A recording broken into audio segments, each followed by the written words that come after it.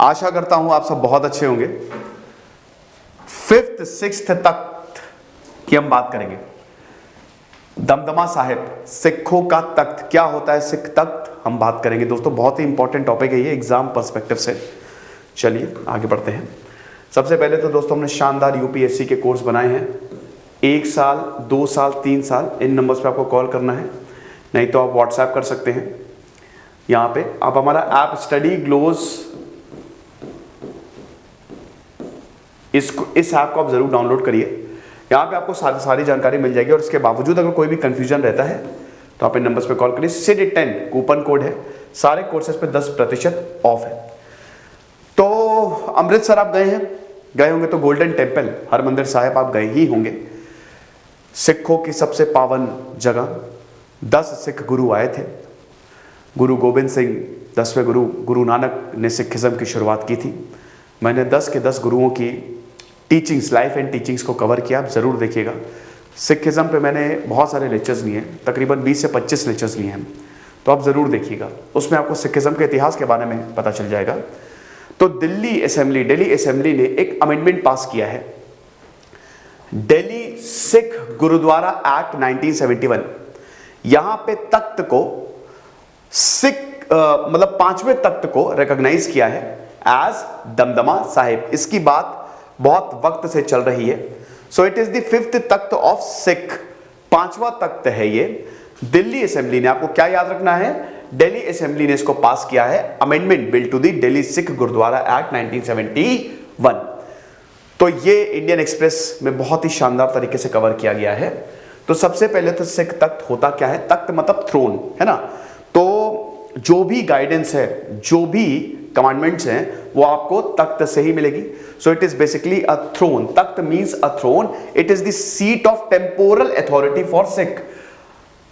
पहले क्या होता था कि जब, क्योंकि सिखों की मुगलों से बड़ी झड़प हुई, बहुत दिक्कतें हुई, आपको पता ही है, गुरु अर्जन देव के समय से।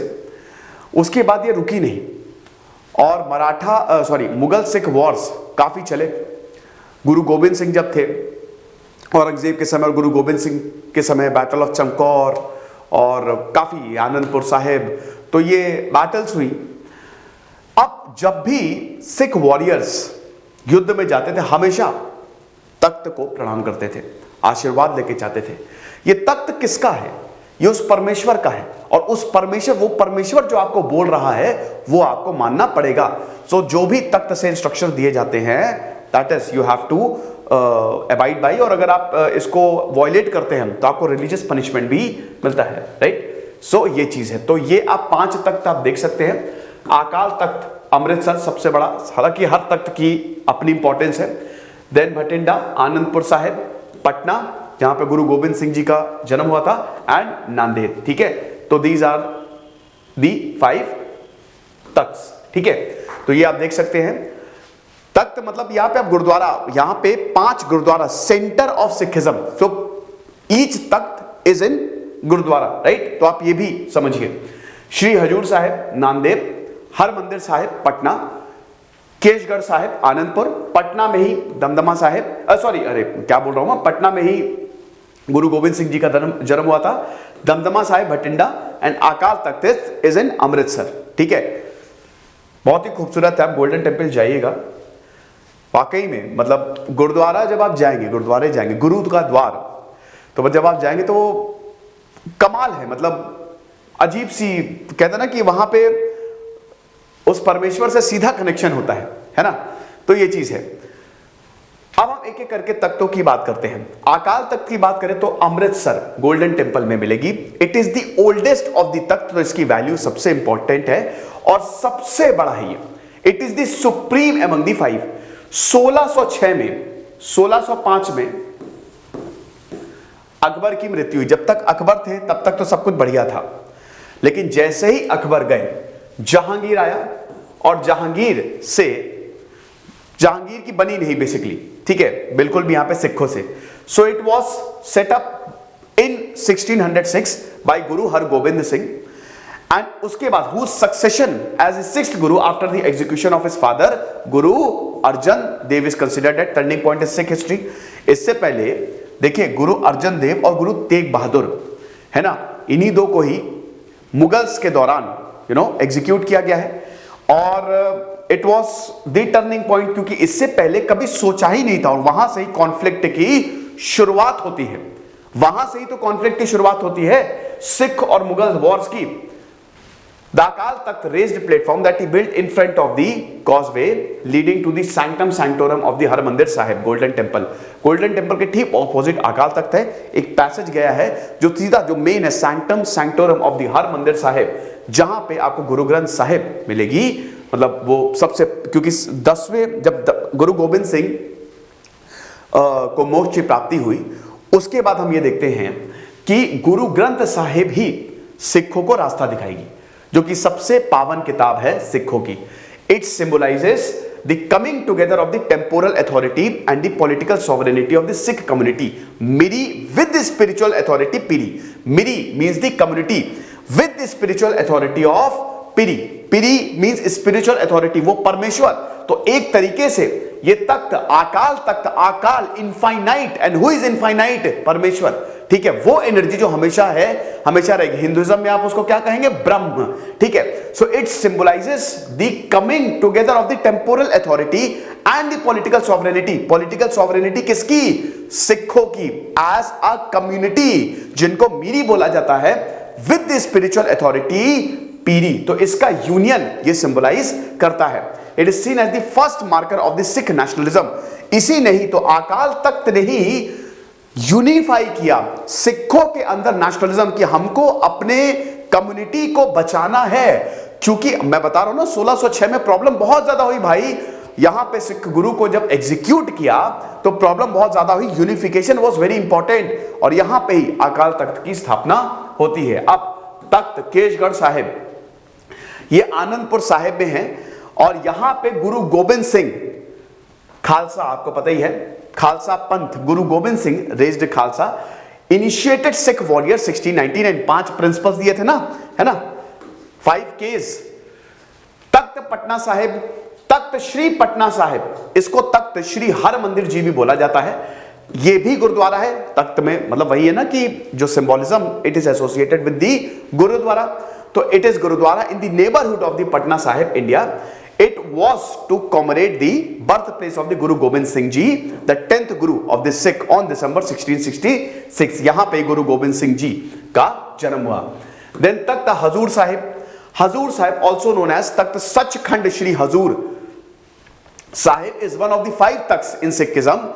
The Gurudwara was built between 1832 and 1837 by महाराजा रंजीत सिंह। महाराजा रंजीत सिंह कौन थे?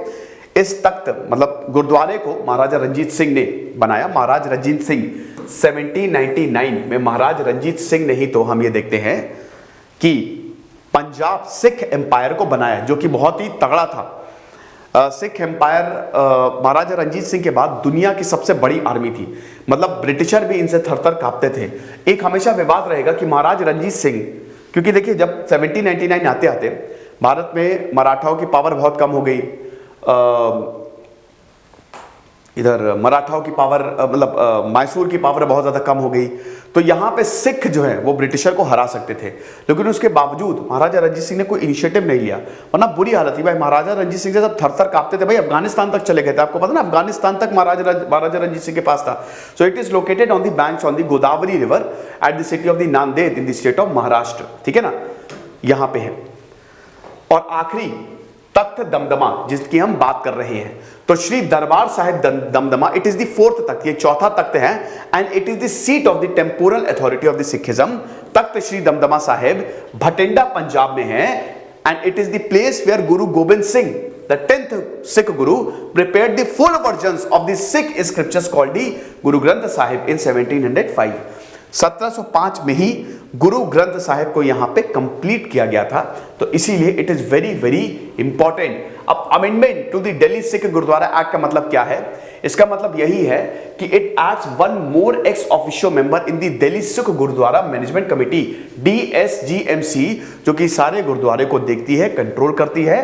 तो अब एक और एक्स ऑफिशियो मेंबर जो है, जिनके पास वोटिंग राइट्स नहीं होते, वो ऐड हो जाएंगे। अर्लियर देयर वर 4, क्योंकि हर तक 4 ही तख्त थे ना, तो 4 एक्स ऑफिशियो मेंबर, मतलब तख्त तो 5 थे लेकिन मेंबर्स 4 थे। लेकिन क्योंकि अब इस एक्ट में, क्योंकि गुरुद्वारा जो है ना वो एक कमेटी के थ्रू चलता है ना, DSGMC और SGPC शिरोमणि गुरुद्वारा प्रबंधक कमेटी ये सारे गुरुद्वारों को मैनेज करती है। तो आप ये समझिए कि अब एक और मेंबर ऐड हो जाएगा, right. Earlier there were 4 ex officio member, the chief jathedars, सिखों में चीफ को जाठेदास बोला जाता है, and other 4 Sikh Takht. Delhi lieutenant governor ने अपना अप्रूवल दे दिया है to the amendment bill and becomes law. It will make the chief of Takht Damdama Sahib to an ex-officio member in the DSGMC house, taking its strength to 56. Ex-officio member have no voting rights in the house. It is the first time that has been recognized as the fifth Takht. Yes, देखिए 1999 में तख्त Damdama Sahib it was recognized as the fifth Takht by the Union Home Ministry. पांचवा तख्त law में जानकारी इसको 1999 में मिली थी। It included is such and the Sikh Gurudwara Act 1925 Punjab Act with the notification dated April 23, 1999. Before that, इससे पहले SGPC sub committee had declared it the fifth Takht of Sikh back in November 1966 after the Punjab was carved out. मतलब कहने का मतलब यही है कि ये तो चलिए लॉ के तहत है ना, लेकिन सिखों ने तो इसको बहुत पहले ही पांचवा तख्त घोषित कर दिया था। अब देख सकते हैं कि रोल क्या होता है, जैसा कि मैंने बताया हुक्मनामा, मोरालिटी ऑर्डर्स, भाई तख्त से ही सारे के सारे ऑर्डर्स इशू किए जाते हैं and you have to abide by this time to time on issues that concern the Sikh community. Akal Takht सबसे सुप्रीम है, मैं आपको बता ही चुका हूं, because it's the oldest and it was created by Sikh Guru himself. Then any edict or order concerning the entire community is issued only from Akal Takht. It is from Akal Takht that Sikh found to be violating the Sikh doctrine and code of conduct awarded religious punishment. वही है कि यहां से orders, hukamnama, orders of morality, जो यहां से बोला गया, जो प्रिंसिपल से आपको फॉलो करना पड़ेगा और यहां पे आप अबाइड करना है आपको। अगर आपने इसको तोड़ा तो आपको पनिशमेंट भी मिलेगा, रिलीजियस पनिशमेंट मिलेगा। पहला hukamnama it was issued by Guru Hargobind from Akal Takht. अभी अगर बात करें तो अकाल तख्त जाठेदार जो है, जो चीफ है, वो एडिक्ट्स को इशू करते हैं for the community after the deliberation with the chief of other Takht. A seal believed to have been issued by the Guru Gobind Singh for his edict is preserved at Damdama Sahib. तो पहले तो जब तख्त को बनाया, जब तख्त की स्थापना हुई, तब तो सिख गुरु करते थे, लेकिन अभी सिख गुरु है नहीं, तो अब कौन करता है? जो चीफ है, ठीक है, जो चीफ है इन तख्त के, वो इशू, वो यहां पे एडिक्ट्स मतलब ऑर्डर्स देते हैं और सारी सिख कम्युनिटी को इसको मानना ही पड़ता है। अब जाठेदार को अपॉइंट कौन करता है? जो चीफ होते हैं इन तख्त के। 3 Takht in Punjab are directly controlled by the SGBC, Shiromani Gurdwara Prabandhak committee, which appoint the jathedars. The SGBC is dominated by the Shiromani Akali Dal members, ठीक है। साड पंजाब पॉलिटिक्स में बहुत बड़ा हाथ है ना। 1980s में भी अगर आप देखो, जब अनस्टेबिलिटी थी, यहां पे शिरोमणि अकाली दल एक बहुत ही डोमिनेंट पार्टी है, डोमिनेंट ग्रुप है इनफैक्ट। तो 3 तख्त जो है पंजाब में, ये SGBC कंट्रोल करता है, जो देश के सारे गुरुद्वारों को कंट्रोल करती है, सारे गुरुद्वारों को मैनेज करती है। And in turn this is dominated by Shiromani Akali Dal members, ठीक है। It is widely understood that SAD puts the final seal on the appointment of these 3 जाटेदास। तो इन्हीं की फाइनल सील रहती है जाटेदास को। ऐसे देखिए, तख्त को मैनेज कौन करता है? तख्त पे ऑर्डर्स, एडिक्ट्स कौन जारी करता है? जाटेदास, ठीक है, जो चीफ होते हैं। और चीफ को कौन मैनेज करता है? Chief SGPC। लेकिन मेन यहां पे जो सील, जो मेन डिसीजन आता है, वो शिरोमणि अकाली दल का ही आता है, SAD। ओके, तो ये चीज है। The 2 Takht outside the Punjab have their own trust and boards. Punjab के बाहर देखिए 2 तख्त तो आपको पंजाब, फिर से आते हैं मैप पे, पंजाब में तो आपको 2 तख्त मिलेंगे ना, है ना। 3 तख्त, अब तो 5वां ये हो गया है, मतलब दमदमा साहिब। तो भटिंडा, अमृतसर, ये तो 2, और आनंदपुर साहिब, बाकी 2 तो नांदेड़, पटना, ठीक है, ये तो बाहर ही है। तो ये कहने का मतलब है, ये लेक्चर था दोस्तों, इंपॉर्टेंट है एग्जाम पॉइंट ऑफ व्यू से, और इसकी PDF आपको हमारी वेबसाइट पे मिल जाएगी। तो खुश रहिए, पढ़ते रहिए। जय सिद्धांत अग्निहोत्री, साइनिंग ऑफ।